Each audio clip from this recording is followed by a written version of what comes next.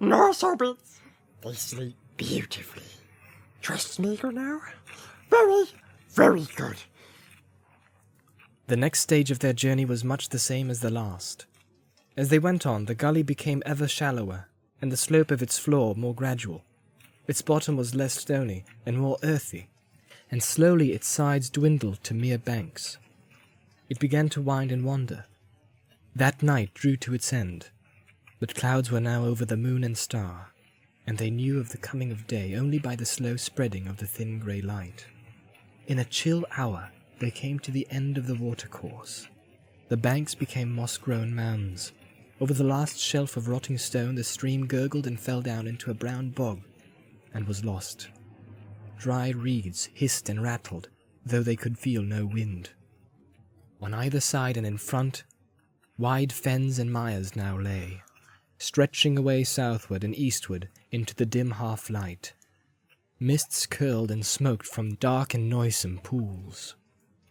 The reek of them hung stifling in the still air. Far away now, almost due south, the mountain walls of Mordor loomed, like a black bar of rugged clouds floating above a dangerous fog-bound sea. The hobbits were now wholly in the hands of Gollum. They did not know, and could not guess in that misty light, that they were in fact only just within the northern borders of the marshes, the main expanse of which lay south of them. They could, if they had known the lands, with some delay have retraced their steps a little, and then turning east have come round over hard roads to the bare plain of Dargolad, the field of the ancient battle before the gates of Mordor. Not that there was great hope in such a course. On that stony plain there was no cover, and across it ran the highways of the orcs and the soldiers of the enemy. Not even the cloaks of Lorien would have concealed them there. Asked Frodo. Not at all. Said Gollum. Not if hobbits want to reach the Dark Mountains and go see him very quick. And round a little. His skinny arm waved north and east. And you can come on hard, cold roads to the very gates of his country. Lots of his people will be there looking out for guests. Very pleased to take them straight to him. Oh, yes. His eye watches that way all the time. It caught Smeagol there long ago. Gollum shuddered. But Smeagol has used his eyes since then. Yes, yes. I've used eyes and feet and nose since then. I know other ways, more difficult, not so quick, but better, if we don't want him to see. Follow Smeagol. He can take you through the marshes, through the mists. Nice thick mists. Follow Smeagol very carefully, and you may go a long way, quite a long way before he catches you. Yes, perhaps. It was already day, a windless and sullen morning, and the marsh reeks lay in heavy banks. No sun pierced the low, clouded sky, and Gollum seemed anxious to continue the journey at once. So after a brief rest they set out again, and were soon lost in a shadowy, silent world, cut off from all view of the lands about. Either the hills that they had left or the mountains that they sought. They went slowly, in single file. Gollum, Sam, Frodo. Frodo seemed the most weary of the three, and slow though they went, he often lagged. The hobbits had found that what had looked like one vast fen was really an endless network of pools and soft mires and winding half-strangled watercourses. Among these a cunning eye and foot could thread a wandering path. Gollum certainly had that cunning, and needed all of it. His head on its long neck was ever turning, this way and that, while he sniffed and muttered all the time to himself. Sometimes he would hold up his hand and halt them while he went forward a little, crouching, testing the ground with fingers or toes, or merely listening with one ear pressed to the earth. It was dreary and wearisome. Cold and clammy winter still held sway in this forsaken country. The only green was the scum of livid weed on the dark, greasy surfaces of the sullen waters.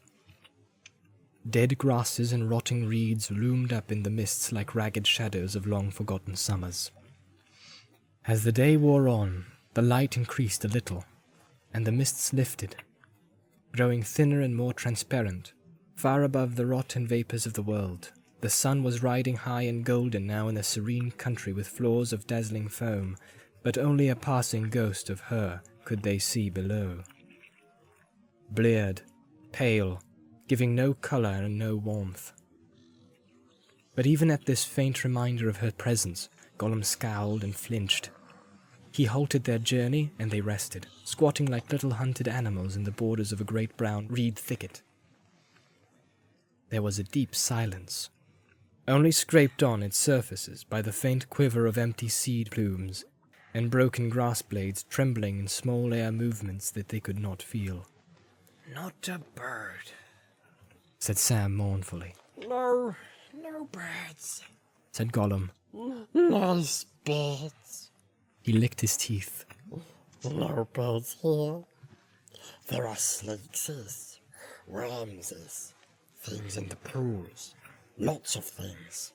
Lots of nasty things.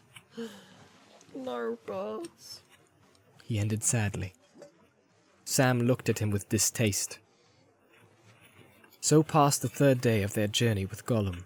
Before the shadows of evening were long in happier lands, they went on again, always on and on, with only brief halts. These they made not so much for rest as to help Gollum, for now even he had to go forward with great care, and he was sometimes at a loss for a while.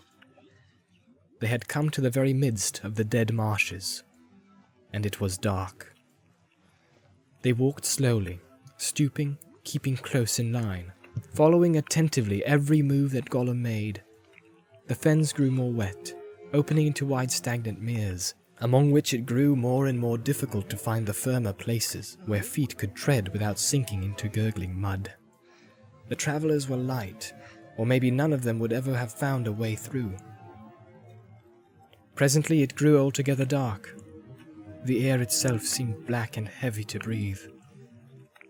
When lights appeared, Sam rubbed his eyes. He thought his head was going queer.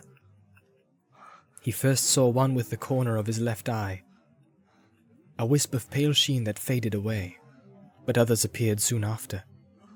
Some like dimly shining smoke, some like misty flames flickering slowly above unseen candles. Here and there they twisted, like ghostly sheets unfurled by hidden hands.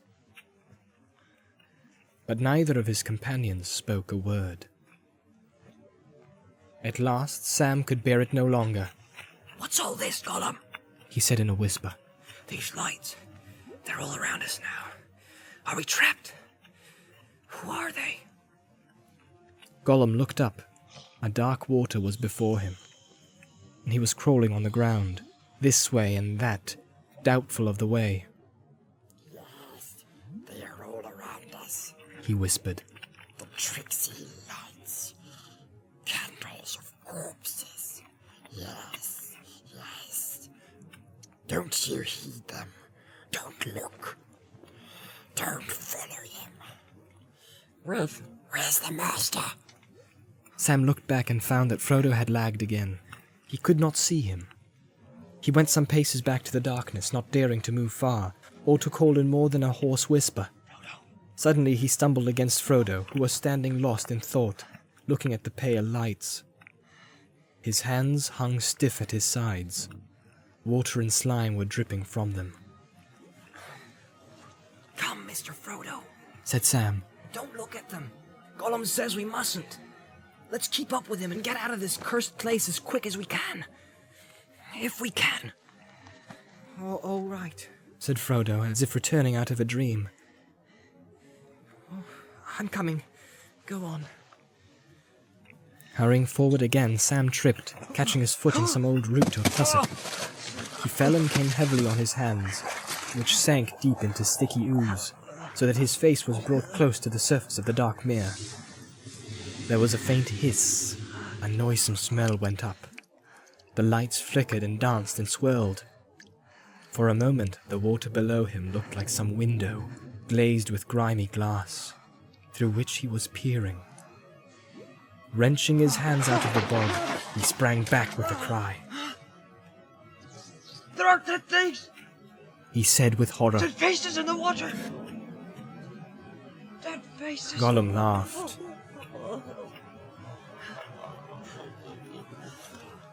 The dead marshes. Yes, yes, that is their name. He cackled. You should not look in when the candles are lit. Who are they? What are they? Asked Sam, shuddering, turning to Frodo, who was now behind him. Said Frodo in a dreamlike voice. The pools, when the candles were lit. They lie in all the pools. Pale faces. Deep, deep under the dark water. I saw them. Grim faces and evil. And noble faces and sad. Many faces, proud and fair, and weeds in their silver hair. But all foul, all rotting, all dead. A fell light is in them. Frodo hid his eyes in his hands. I know not who they are, but I thought I saw their men and elves, and orcs beside them. Yes, Said Gollum. all dead, all rotten. Elves and men and orcs. The dead marshes. There was a great battle long ago. Yes, so they told him when Smeagol was young. When I was young, before the Precious came. It was a great battle. Tall men with long swords, and terrible elves, and orcs shrieking. They fought on the plain for days and months at the Black Gates. But the marshes have grown since then, swallowed up the graves. Always creepy. Creepy. Go! Said Sam. The dead can't really be there. Is there some devilry hatched in the dark land? Who knows? Smeagol doesn't know. Answered Gollum. You cannot reach them. You cannot touch them. We tried once. Yes, precious. I tried once. But you cannot reach them. Only shapes to see, perhaps. Not to touch. No, precious. All dead. Sam looked darkly at him and shuddered again, thinking that he guessed why Smeagol had tried to touch them. Well, I don't want to see them. He said. Never again. Can't we get on and get away? Said Gollum. Very slowly, very carefully. Or hobbits go down and join the dead ones and light little candles. Follow Smeagol. Don't look at the light. He crawled away to the right, seeking for a path round the mire. They came close behind, stooping, often using their hands even as he did. 3 precious little Gollums in a row we shall be if this goes on much longer. Thought Sam. At last they came to the end of the black mire, and they crossed it, perilously, crawling or hopping from one treacherous island tussock to another. Often they floundered, stepping or falling hands first into waters as noisome as a cesspool, till they were slimed and fouled up, almost up to their necks, and stank in one another's nostrils. It was late in the night, when at length they reached firmer ground again. Gollum hissed and whispered to himself, but it appeared that he was pleased, in some mysterious way, by some blended sense of feel and smell and uncanny memory. For shapes in the dark, he seemed to know just where he was again, and to be sure of his road ahead. Now on we go, He said. Nice hobbits. Brave hobbits. Very, very rarely. Of course. So we are, my precious. All of us. But we must take Master away from the wicked lights. Yes, yes we must. With these words he started off again, almost at a trot, down what appeared to be a long lane between high reeds, and they stumbled after him as quickly as they could. But in a little while he stopped suddenly and sniffed the air doubtfully, hissing, as if he was troubled or displeased again. Growled Sam, misinterpreting the signs. What's the need to sniff? The stink nearly knocks me down with my nose held. You stink, Master stinks, the whole place stinks. Yes, Sam stinks. Answered Gollum. Poor Smeagol smells it, but good Smeagol bears it. Hope's nice, Master. But that's no matter. The air's moving. Change is coming. Smeagol wonders. He's not happy. He went on again, but his uneasiness grew, and every now and again he stood up to his full height, craning his neck eastward and southward. For some time the hobbits could not hear or feel what was troubling him. Then suddenly all three halted, stiffening and listening.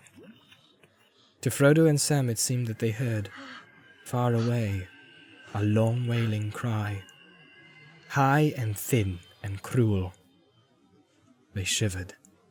At the same moment the stirring of the air became perceptible to them, and it grew very cold. As they stood straining their ears, they heard a noise like a wind coming in the distance. The misty lights wavered, dimmed, and went out.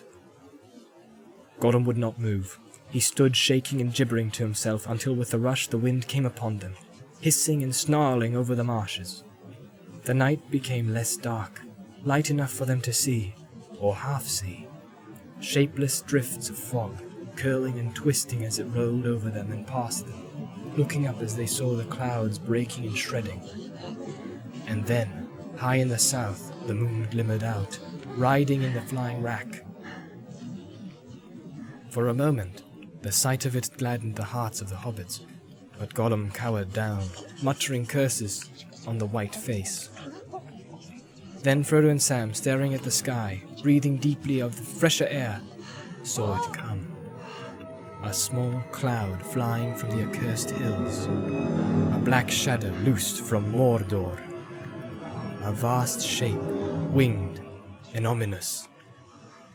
It scudded across the moon, and with a deadly cry, went away eastward, outrunning the wind in its fell speed. They fell forward, grovelling endlessly on the cold earth, but the shadow of horror wheeled and returned, passing Lorelei right above them, sweeping the Fenreek with its ghastly wings.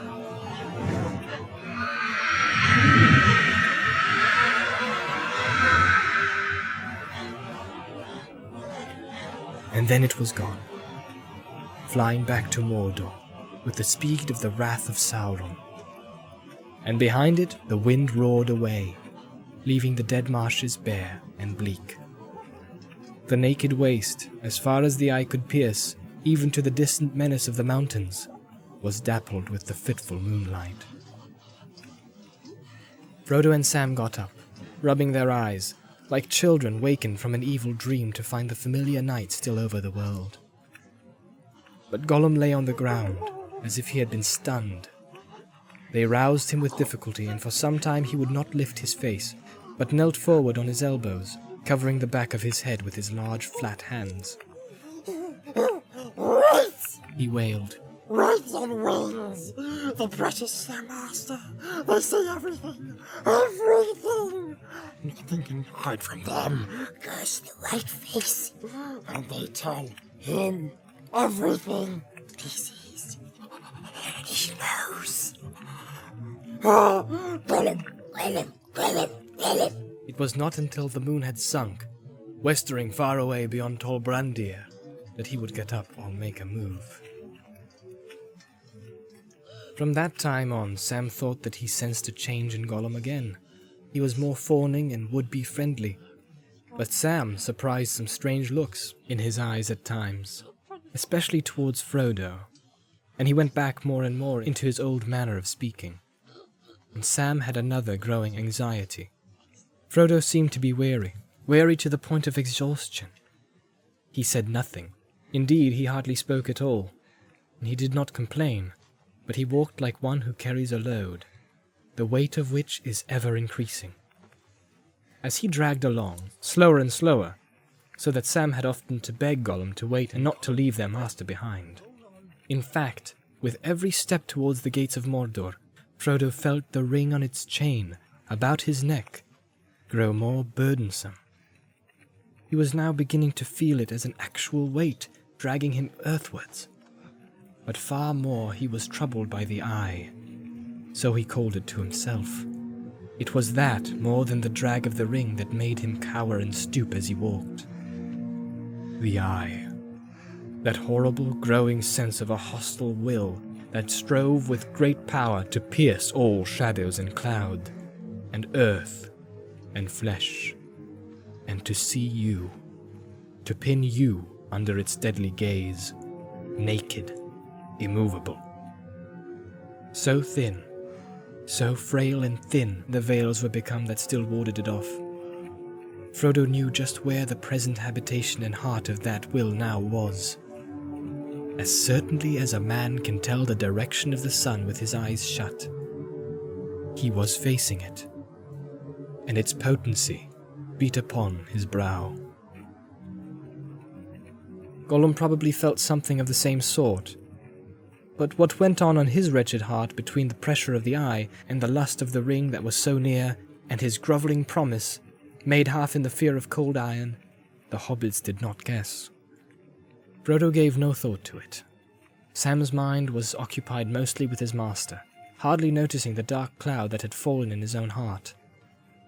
He put Frodo in front of him now, and kept a watchful eye on every movement of his, supporting him if he stumbled, and trying to encourage him with clumsy words. When day came at last, the hobbits were surprised to see how much closer the ominous mountains had already drawn. The air was now clearer and colder, and though still far off, the walls of Mordor were no longer a cloudy menace on the edge of sight, but as grim black towers, they frowned across a dismal waste. The marshes were at an end, dying away into dead peats and wide flats of dry cracked mud.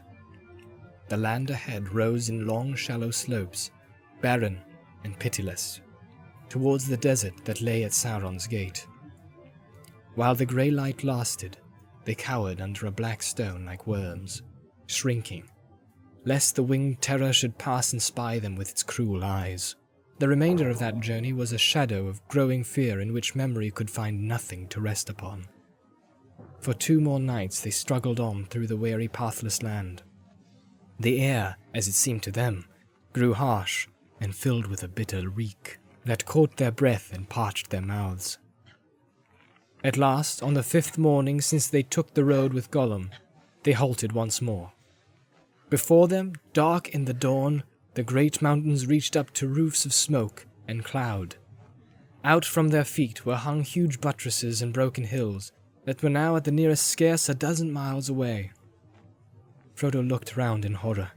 Dreadful as the dead marshes had been, and the arid moors of the No-Man lands, more loathsome far was the country that the crawling day now slowly unveiled to his shrinking eyes. Even to the mire of dead faces some haggard phantom of green spring would come. But here, neither spring nor summer would ever come again. Here nothing lived, not even the leprous growths that feed on rottenness. The gasping pools were choked with ash and crawling muds, sickly white and grey, as if the mountains had vomited the filth of their entrails upon the lands about. High mounds of crushed and powdered rock, great cones of earth, fire-blasted and poison-stained, stood like an obscene graveyard in endless rows, slowly revealed in the reluctant light. They had come to the desolation that lay before Mordor, the lasting monument to the dark labor of his slaves that should endure when all their purposes were made void. A land defiled, diseased beyond all healing. unless the great sea should enter in and wash it with oblivion. Oh, I feel sick, said Sam. Frodo did not speak. For a while they stood there, like men on the edge of a sleep where nightmare lurks, holding it off, though they know that they can only come to morning through the shadows. The light broadened and hardened.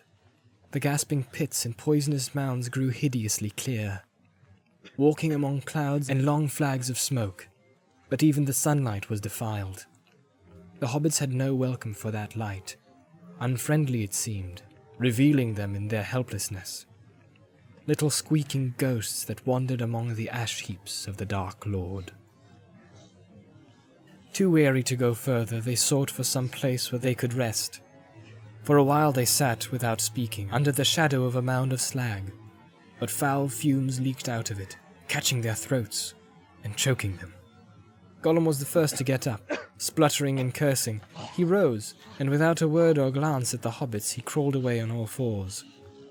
Frodo and Sam crawled after him, until they came to a wide, almost circular pit, high-banked upon the west.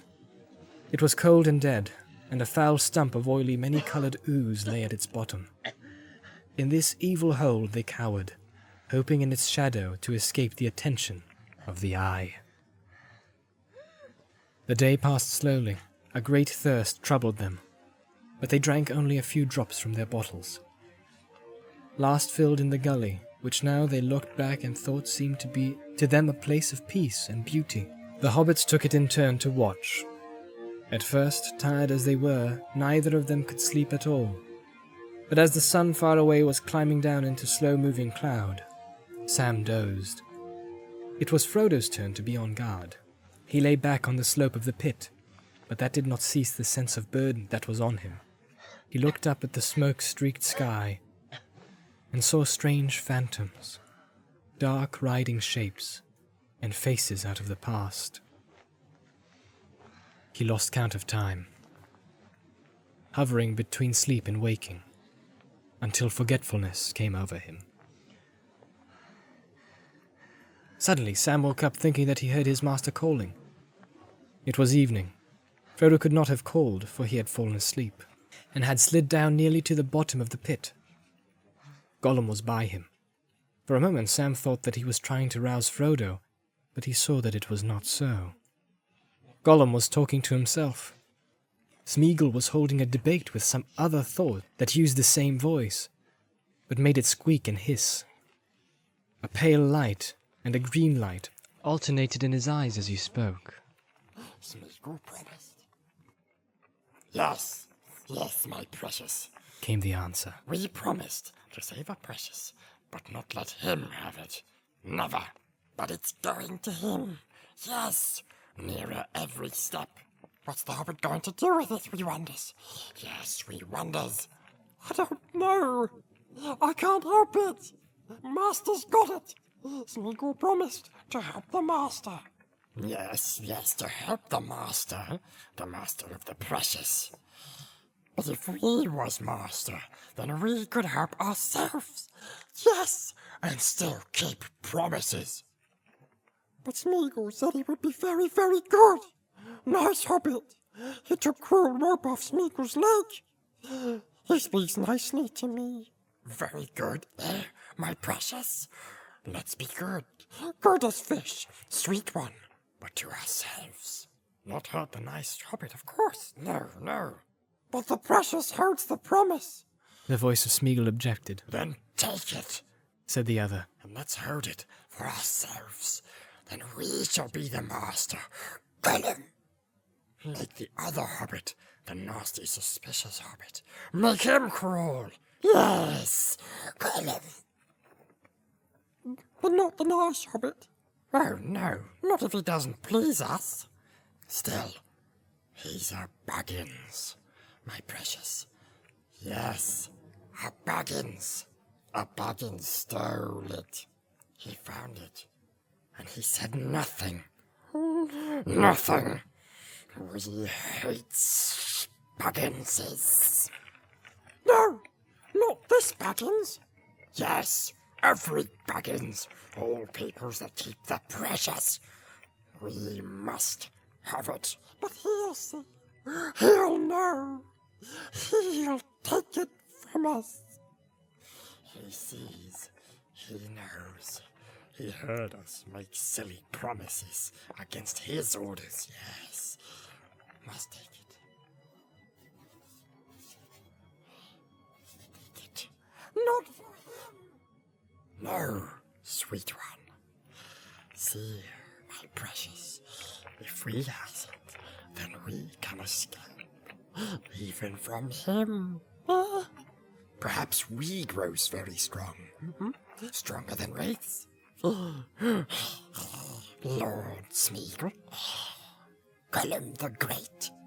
The Gollum. Eat fish every day, 3 times a day, fresh from the sea. Most precious Gollum. Must have it. We want it. We want it.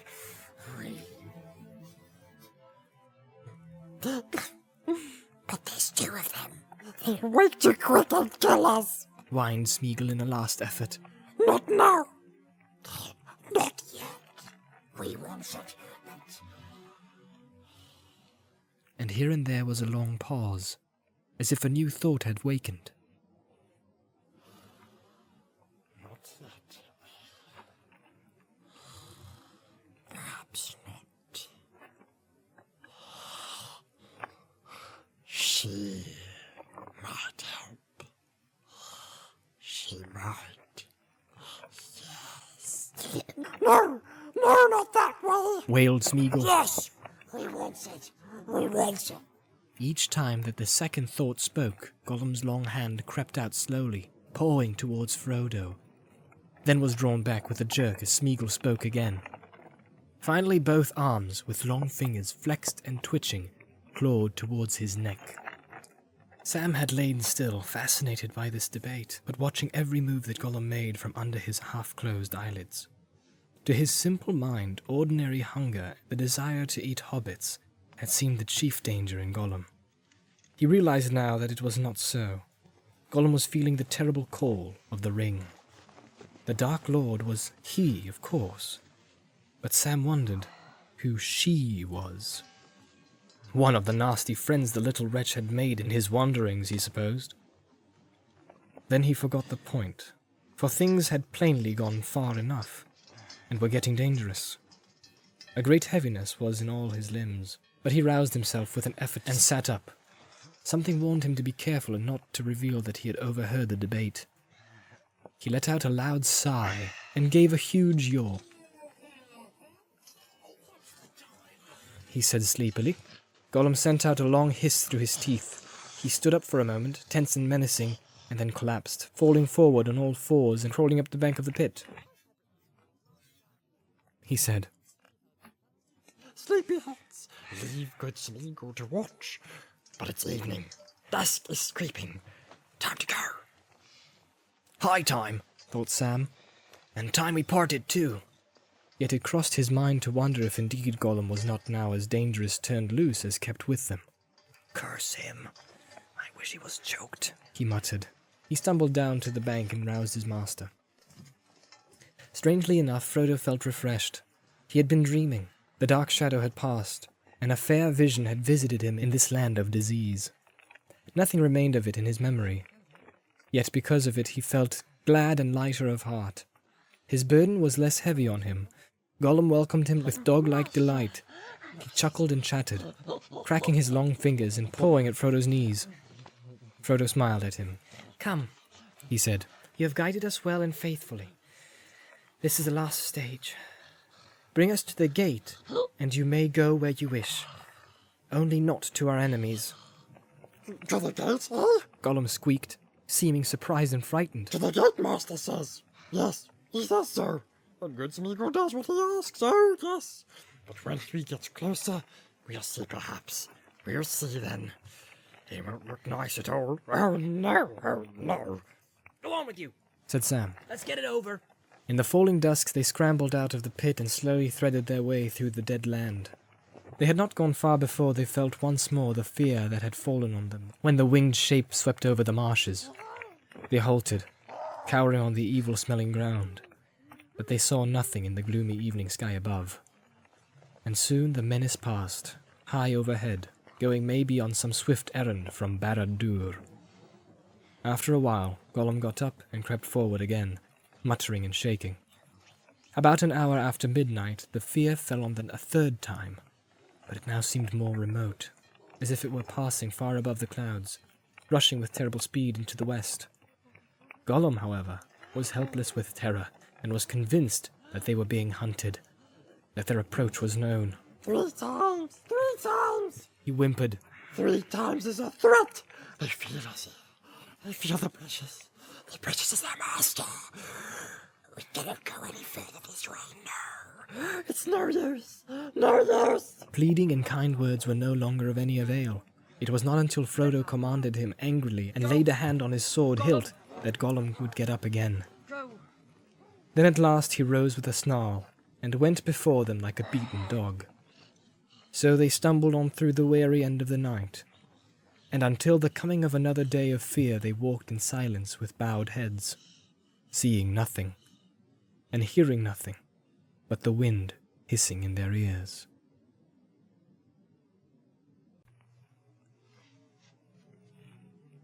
Before the next day dawned, their journey to Mordor was over. The marshes and the desert were behind them. Before them, darkling against a pallid sky, the great mountains reared their threatening heads. Upon the west of Mordor marched the gloomy range of Ephilduath, the mountains of shadow, and upon the north the broken peaks and barren ridges of Ered Lithwi, grey as ash. But as these ranges approached one another, being indeed but parts of one great wall about the mournful plains of Lithland and of Gorgoroth, and the bitter inland sea of Nurnen amidmost, they swung out long arms northward, and between these arms there was a deep defile. This was Cirith Gorgor, the haunted pass, the entrance to the land of the enemy. High cliffs lowered upon either side, and thrust forward from its mouth were 2 sheer hills, black-boned and bare. Upon them stood the teeth of Mordor, 2 towers, strong and tall. In days long past they were built by the men of Gondor in their pride and power, after the overthrow of Sauron and his flight, lest he should seek to return to his old realm. But the strength of Gondor failed, and men slept, and for long years the towers stood empty. Then Sauron returned. Now the watchtowers, which had fallen into decay, were repaired, and filled with arms, and garrisoned with ceaseless vigilance. Stony-faced they were, with dark window holes staring north and east and west, and each window was full of sleepless eyes. Across the mouth of the pass, from cliff to cliff, the Dark Lord had built a rampart of stone. In it there was a single gate of iron, and upon its battlement sentinels paced unceasingly. Beneath the hills of either side the rock was borne into 100 caves and maggot holes. There a host of orcs lurked, ready at a signal to issue forth like black ants going to war. None could pass the teeth of Mordor, and not feel their bite, unless they were summoned by Sauron, or knew the secret passwords that would open the Morolong, the black gate of his land. The 2 hobbits gazed at the towers and the wall in despair. Even from a distance they could see in the dim light the movement of the black guards upon the wall and the patrols before the gate. They lay now peering over the edge of a rocky hollow beneath the outstretched shadow of the northmost buttress of Ephilduath. Winging the heavy air in a straight flight, a crow, maybe, would have flown but a furlong from their hiding place to the black summit of the nearer tower. A faint smoke curled above it, as if fire smouldered in the hill beneath.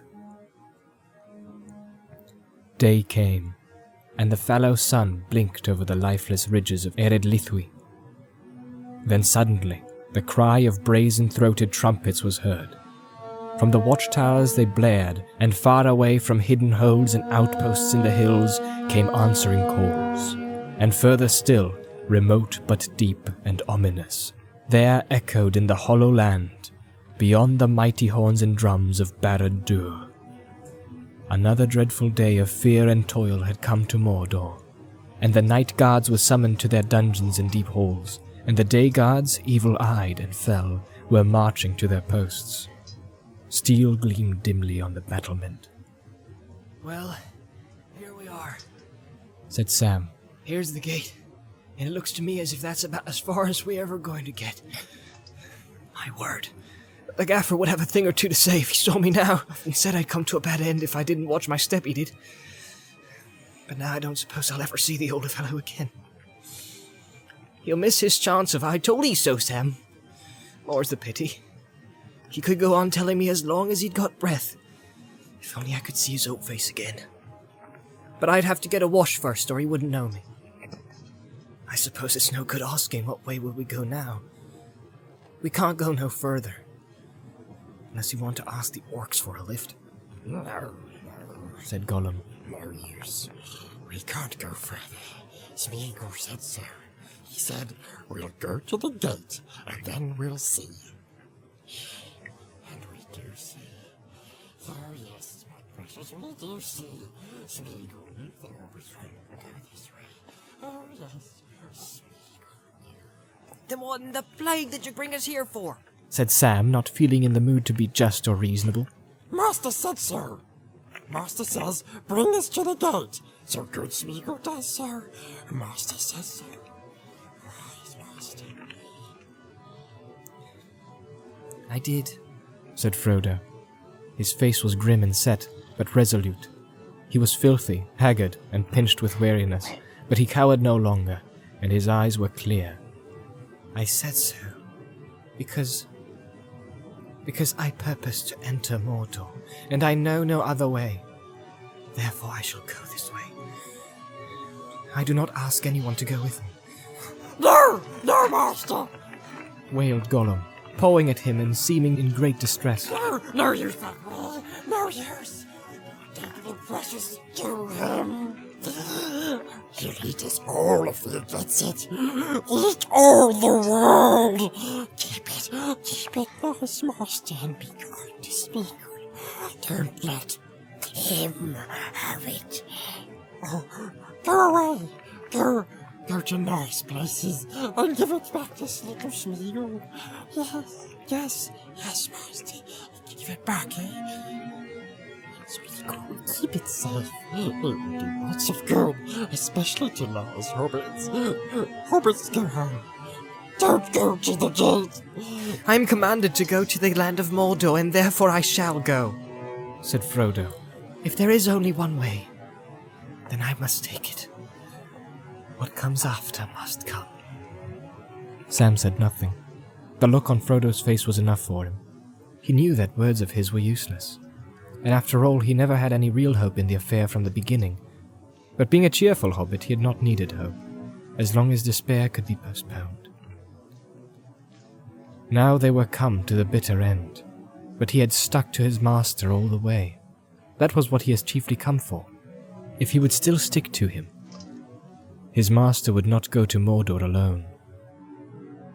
Sam would go with him, and at any rate, they would get rid of Gollum. Gollum, however, did not intend to be got rid of yet. He knelt at Frodo's feet, wringing his hands and squeaking. Not this way, Master. He pleaded. There is another way. Oh, yes, indeed there is. Another way. Darker, more difficult to find. And more secret. But Smeagol knows it. Let Smeagol show you. Another way? Said Frodo doubtfully, looking down at Gollum with searching eyes. Yes! Yes, indeed. There was another way. Smeagol found it. Let's go and see if it's still there. You have not spoken of this before. No. Master did not ask. Master did not say what he meant to do. He does not tell poor Smeagol. He says, Smeagol, take me to the gate. And then goodbye. Smeagol can run away and be good. But now he says, I purpose to enter Mordor this way. So Smeagol is very afraid. He does not want to lose nice Master, and he promised. Master made him promise to save the precious. But Master's going to take it to him. Straight to the Black Hound. If Master will go this way, so Smeagol must save them both. And he thinks of another way that there was. What a better time. Nice Master. Smeagol, very good. Always hopes. Sam frowned. If he could have bored holes in Gollum with his eyes, he would have done. His mind was full of doubt. To all appearances, Gollum was genuinely distressed and anxious to help Frodo. But Sam, remembering the overheard debate, found it hard to believe that the long-submerged Smeagol had come out on top. That voice, at any rate, had not had the last word in the debate. Sam's guess was that the Smeagol and Gollum halves, or what in his own mind he called Slinker and Stinker, had made a truce and a temporary alliance. Neither wanted the enemy to get the ring. Both wished to keep Frodo from capture and under their eye as long as possible. At any rate, as long as Stinker still had a chance of laying hands on his precious. Whether there really was another way into Mordor, Sam doubted. And it's a good thing neither half of the old villain don't know what Master means to do, he thought. If he knew that Mr. Frodo is trying to put an end to his precious, for good and all, he'd be in trouble pretty quick, I bet. Anyhow, old Stinker is not frightened of the enemy, and he's under orders of some kind from him. Or was, that he'd give us away rather than be caught helping us, and rather than let his precious be melted, maybe. At least that's my idea, and I hope that Master will think it out carefully. He's as wise as any, but he's soft-hearted, that's what he is. It's beyond any Gamgee to guess what he'll do next. Frodo did not answer Gollum at once. While these doubts were passing through Sam's slow but shrewd mind, he stood gazing out towards the dark cliff of Cirith Gorgor. The hollow in which they had taken refuge was delved in the side of a low hill, at some little height above a long trench-like valley that lay between it and the outer buttresses of the mountain wall. In the midst of the valley stood the black foundations of the western watchtower. By morning light, the roads that converged upon the gate of Mordor could now be clearly seen, pale and dusty, one winding back northwards, another dwindling eastwards into the mists that clung about the feet of Ered Lithui, and a third that ran towards him. As it bent sharply round the tower, it entered a narrow defile and passed not far below the hollow where he stood. Westward to his right it turned, skirting the shoulders of the mountains, and went off southwards into the deep shadows that mantled all the western sides of Efelduath. Beyond his sight, it journeyed on into the narrow land between the mountains and the great river.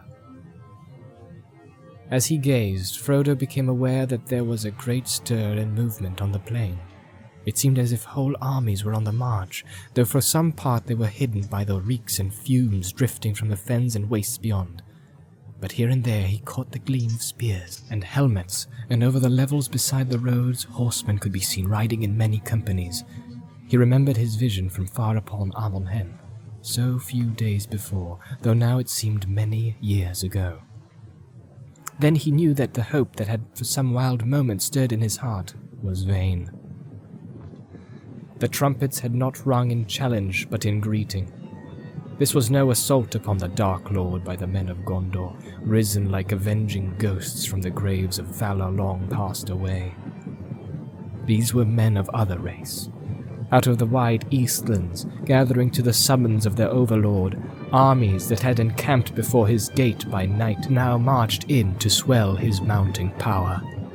As if suddenly made fully aware of the peril of their position, alone, in the glowing light of day, so near to this vast menace, Frodo quickly drew his frail grey hood close upon his head and stepped down into the dell.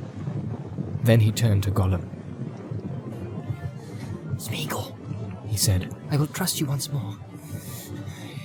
Indeed, it seems that I must do so, and that it is my fate to receive help from you, where I least looked for it, and your fate to help me whom you long pursued with evil purpose.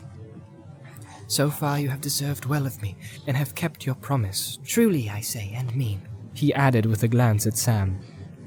For twice now we have been in your power, and you have done no harm to us, nor have you tried to take from me what you once sought.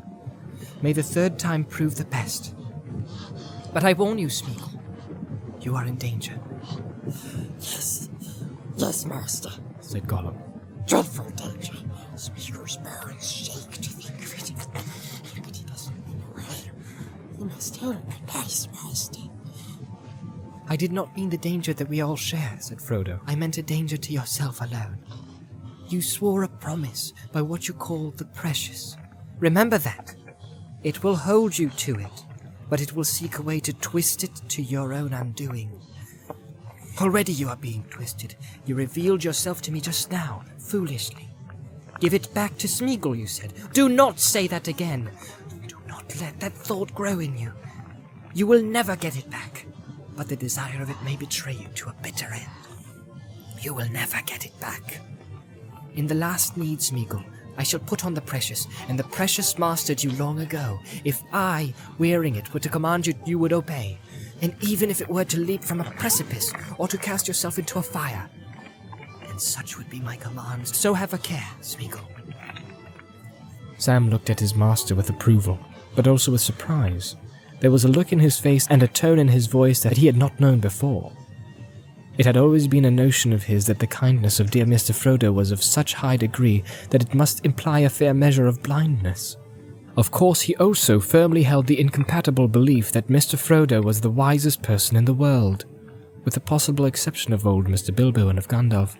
Gollum, in his own way, and with much more excuse as his acquaintance was much briefer, may have made a similar mistake, confusing kindness and blindness. At any rate, this speech abashed and terrified him. He grovelled on the ground and could speak no clear words, but Frodo waited patiently for a while. Then he spoke out again, less sternly. Come now, Gollum, or Smeagol if you wish.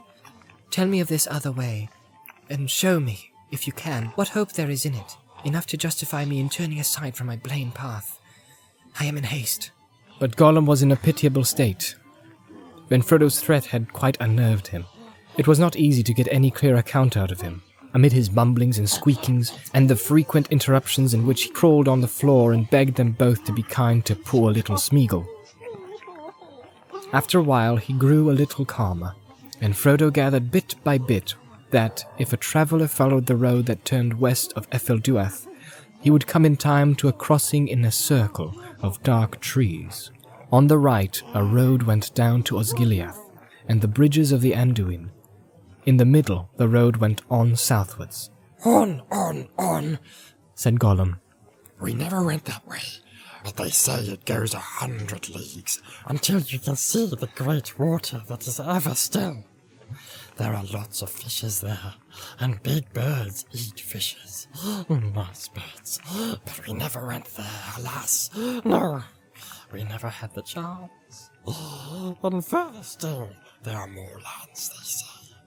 But the yellow face is very hot there, and there are seldom any clouds, and the men are fierce and have dark faces. We do not want to see that land. No, said Frodo. But do not wander from your road. What of the third turning? Oh yes, there is a third way, said Gollum. That is the road to the left. At once it begins to climb up, winding and climbing back towards the tall shadows. Then, when it turns round the black rock, you see it. Suddenly, you see it above you, and you'll want to hide. See it? What will you see? The old fortress. Very old. Very horrible now. We used to hear tales from the south when Smeagol was young. Long ago. Oh yes. We used to tell lots of tales in the evening, sitting by the banks of the great river in the Willowlands, when the river was younger too.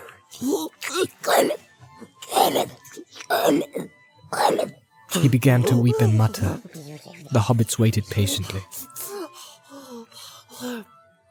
Tales out of the south, Gollum went on again.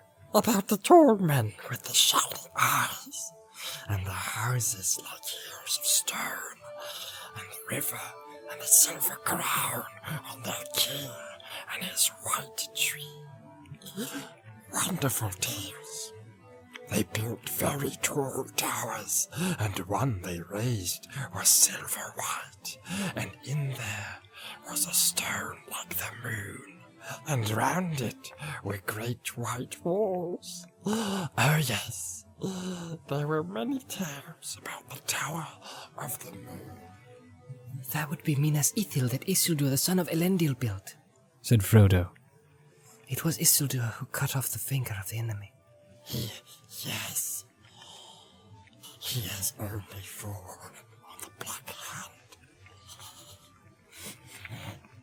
But they are enough. Said Gollum, shuddering. And he hated Isildur's city. What does he not hate? Said Frodo. But what has the Tower of the Moon to do with us? Well, Master, there it was, and there it is. The tall tower and the white houses and the wall. But not nice now. Not beautiful. He conquered it long ago. It is a very terrible place now. Travelers shiver when they see it. They creep out of sight. They avoid its shadow. But Master will have to go that way. That is the only other way, for the mountains are lower there, and the old road goes up and up until it reaches a dark pass at the top, and then it goes down, down, down again.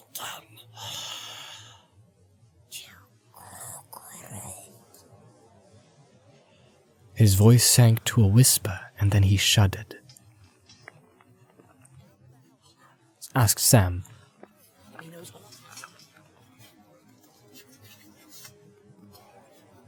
Oh no, not empty. Whispered Gollum.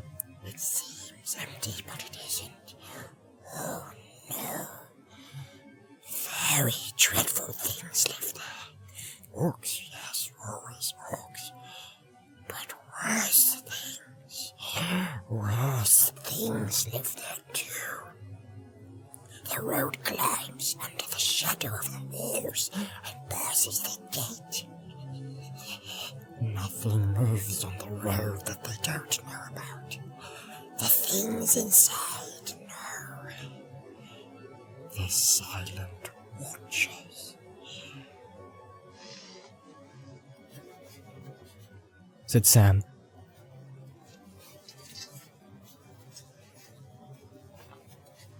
No, indeed, Said Gollum. Hobbits must see, must try to understand. He does not expect attack that way. His eye is all around, but it attends more to some places than to others. He can't see everything all at once. Not yet. You see, he has conquered all the country west of the shadowy mountains, down to the river, and he holds the bridges now. He thinks no one can come to the moon water without fighting big battle at the bridges, or getting lots of boats which they cannot hide, and he will know about. You seem to know a lot about what he's doing and thinking. Said Sam. Have you been talking to him lately? Just hobnobbing with orcs? Not nice, Hobbit. Not sensible. Said Gollum, giving Sam an angry glance and turning to Frodo. Smeagol has talked to orcs, yes, of course, before he met Master, and to many peoples. He has walked very far, but he says now many peoples are saying it's here in the sun. Sure is for him, and for us. He will come out of the Black Gate one day. One day soon. That is the only way big armies can come. But away down west, he is not afraid, and there are the silent watchers. Just so. Said Sam, not to be put off. And so we're to walk up and knock to their gate and ask if we're on the right road for Mordor? Are they too silent to answer? It's nonsense. We might as well do it here and save ourselves a lot. Don't make jokes about it. hissed Gollum. It isn't funny. Oh no, not amusing. It's not sense to try and get into Mordor at all. But if Master says I must go, or I will go, then we must try some way. But we must not go to the terrible city. Oh no, of course not. That is where Smeagol helps. No, Smeagol, though no one tells him what it is all about. Smeagol helps again. He found it. He knows it. What did you find? Asked Frodo.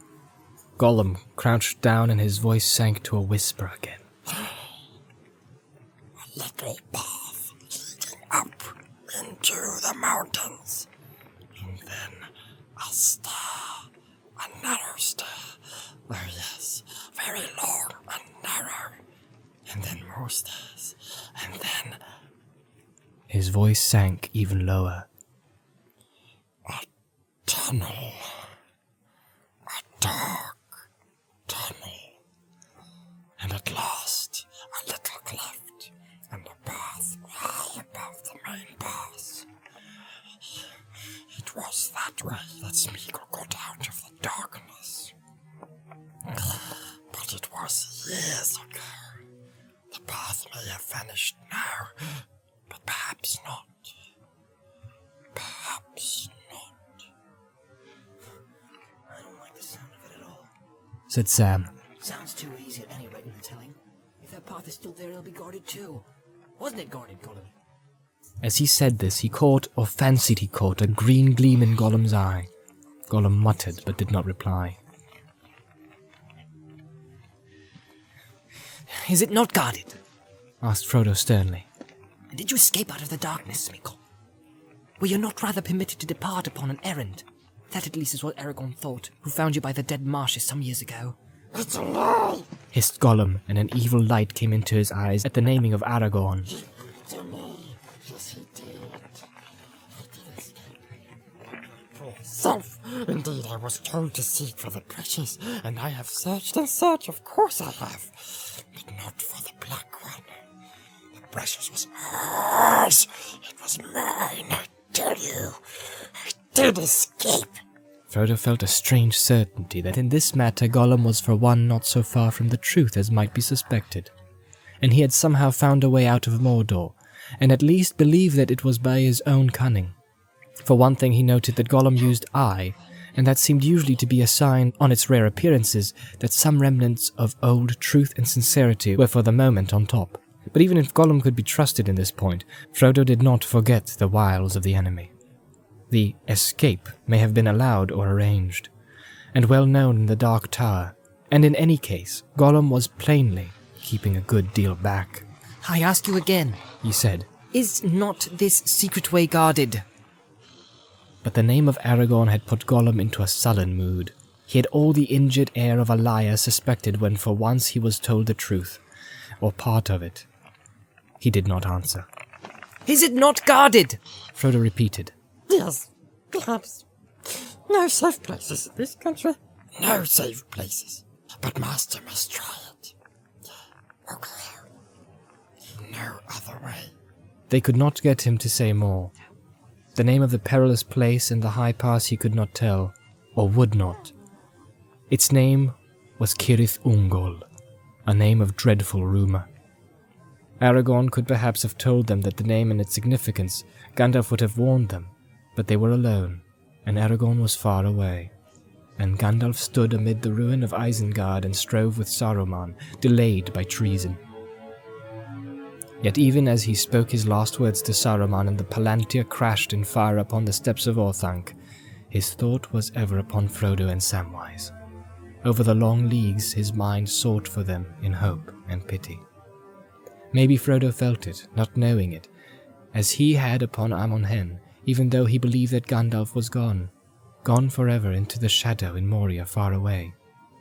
He sat upon the ground for a long while, silent, his head bowed, striving to recall all that Gandalf had said to him, but for his choice he could recall no counsel. Indeed, Gandalf's guidance had been taken from them too soon. Too soon, while the dark land was still very far away. How they should enter it at the last, Gandalf had not said.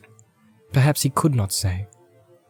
Into the stronghold of the enemy in the north, into Dol Guldur, he had once ventured, but into Mordor, to the Mountain of Fire, and to Barad-dûr, since the Dark Lord rose in power again, had he ever journeyed there?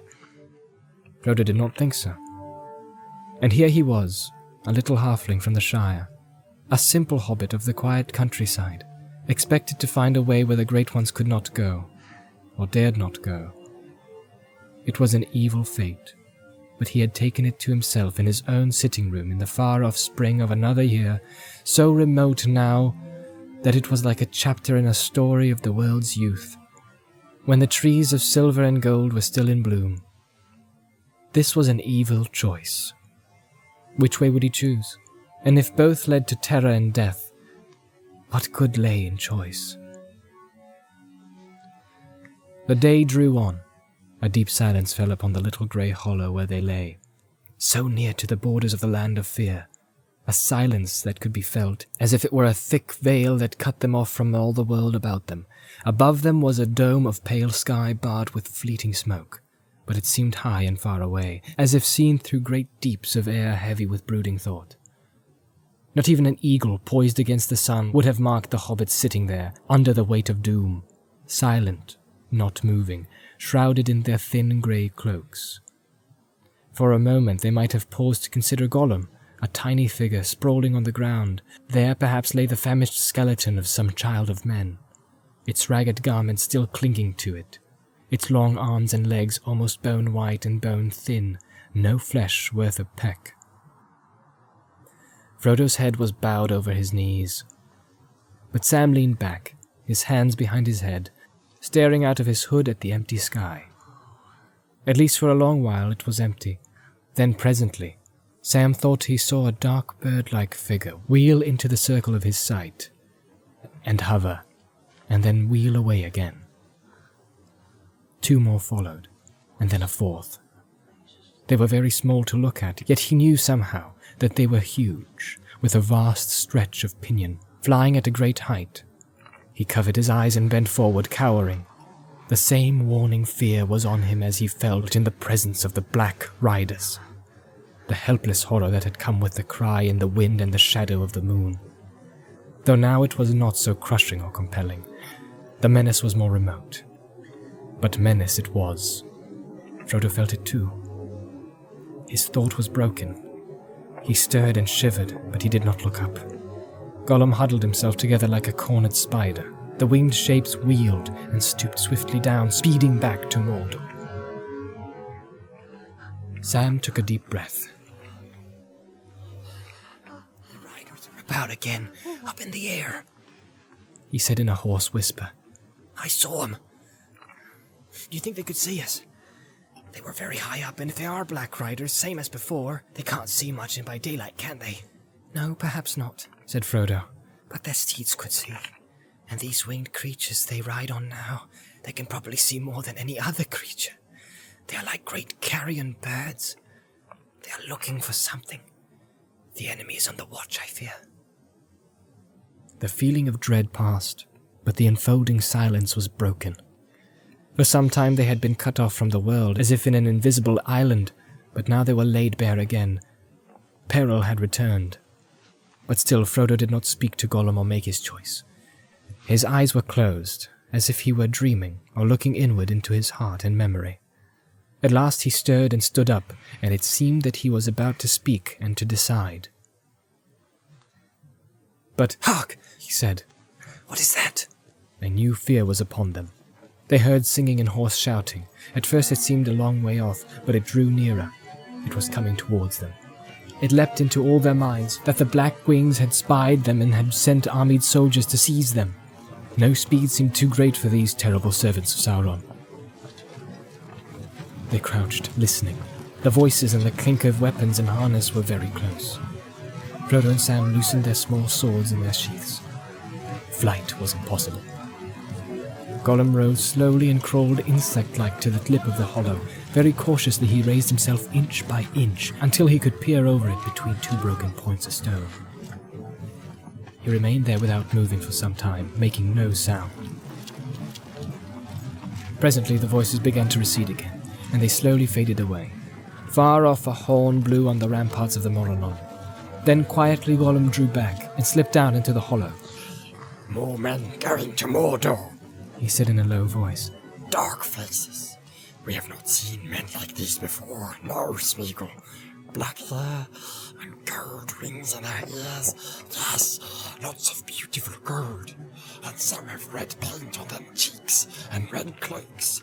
And their flags are red, and the tips of their spears. And they have round shields, yellow and black with big spikes. It's very cruel, wicked men they look. Almost as bad as orcs, and much bigger. Smeagol thinks they have come out of the south beyond the great river's end. They came up that road. They have passed on to the Black Gate. But more may follow.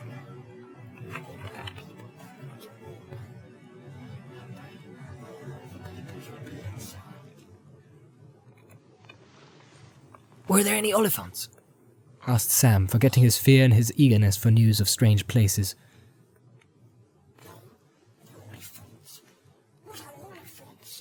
Said Gollum. Sam stood up, putting his hands behind his back, as he always did when speaking poetry, and began. Grey as a mouse, big as a house, nose like a snake, I make the earth shake as I tramp through the grass, trees crack as I pass. With horns in my mouth, I walk in the south, flapping my big ears. Beyond count of years, I stump round and round, never lie on the ground, not even to die. Oliphant am I, biggest of all, huge, old, and tall. If ever you'd met me, you wouldn't forget me. If you ever do, you won't think I'm true. But old Oliphant am I, and I never lie. That, said Sam, when he had finished reciting, that's a rhyme we have in the Shire. Nonsense, maybe, and maybe not, but we have other tales too, and news out of the south, you know. In the old days, hobbits used to go to their travels now and again. Not many ever came back, and not all that they said was believed. News from Bree, and not sure as Shire talk, as the sayings go. But I've heard tales of the big folk down away in the Sunlands, Swordings we call them in our tales, and they ride on Oliphants, 'tis said, when they fight. They put houses and towers on the Oliphants' backs and all, and the Oliphants throw rocks and trees at one another. So when you said, men out of the south and all red and gold, I said, were there any Oliphants? For if there was going to take a look, a risk or no. But now I don't suppose I'll ever see an Oliphant. Maybe there ain't no such beast. He sighed. No Oliphants. Said Gollum again. Smeagol hasn't heard of them. He does not want to see them. He does not want them to be. Smeagol wants to go away. Hide somewhere safer. Smeagol wants Master to go. Nice, Master. Won't he come with Smeagol? Frodo stood up. He had laughed in the midst of all his cares when Sam trotted out the old fireside rhyme of Oliphant, and the laugh had released him from hesitation. I wish we had 1,000 Oliphants with Gandalf on a white one at their head, he said. Then we'd break away into this evil land, perhaps. But we've not. Just our tired legs, that's all. Well, Smeagol, the third turn may be the best. I will come with you. Good Master! Wise Master! Nice Master! Cried Gollum in delight, patting Frodo's knees. Good Master! Then rest now, nice hobbits, under the shadow of the stones, close under the stones. Rest and lie quiet till the yellow face goes away. Then we can go quickly. Soft and quick as shadows we must be.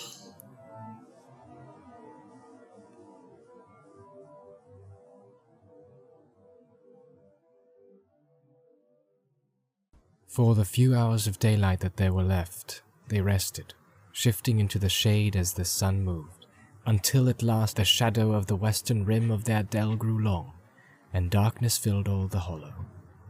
Then they ate a little, and drank sparingly.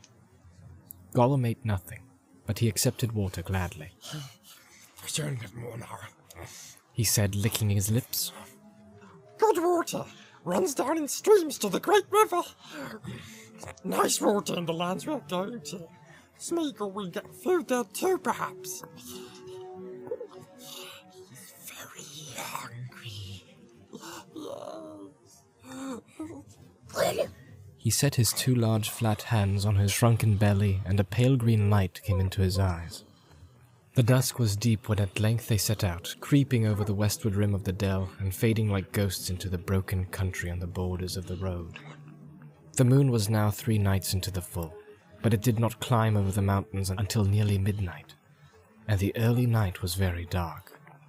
A single red light burned high up in the towers of the Teeth, but otherwise no sound could be seen or heard of the sleepless watch on the Moranon. For many miles the red eye seemed to stare at them as they fled, stumbling through a barren, stony country. They did not dare to take the road, but they kept it on their left, following its line as well as they could at a little distance. At last, when the night was growing old and they were already weary, for they had taken only 1 short rest, the eye dwindled into a small fiery point and then vanished. They had turned the dark northern shoulder of the lower mountains and were heading southwards. With hearts strangely lightened, they now rested again. But not for long. They were not going quick enough for Gollum. By his reckoning, it was nearly 30 leagues from the Moranon to the crossroads above Osgiliath, and he hoped to cover that distance in 4 journeys. So soon they struggled on once more until the dawn began to spread slowly in the wide grey solitude. They had then walked almost 8 leagues, and the hobbits could not have gone any further, even if they had dared. The growing light revealed to them a land already less barren and ruinous. The mountains still loomed up ominously on their left, but near at hand they could see the southward road, now bearing away from the black roots of the hills and slanting westwards. Beyond it were slopes covered with sombre trees like dark clouds, but all about them lay a tumbled heathland, grown with ling and broom and cornel and other shrubs that they did not know. Here and there they saw knots of tall pine trees. The hearts of the hobbits rose again a little in spite of weariness. The air was fresh and fragrant, and it reminded them of the uplands of the North Farthing far away. It seemed good to be reprieved, to walk in a land that had only been for a few years under the dominion of the Dark Lord, and was not yet fallen wholly into decay. But they did not forget their danger, nor the black gate that was still all too near, hidden though it was behind the gloomy heights. They looked about for a hiding place where they could shelter from evil eyes while the light lasted. The day passed uneasily. They lay deep in the heather and counted out the slow hours, in which there seemed little change, for they were still under the shadows of the Ethel Duath, and the sun was veiled. Frodo slept at times, deeply and peacefully, either trusting Gollum or too tired to trouble about him.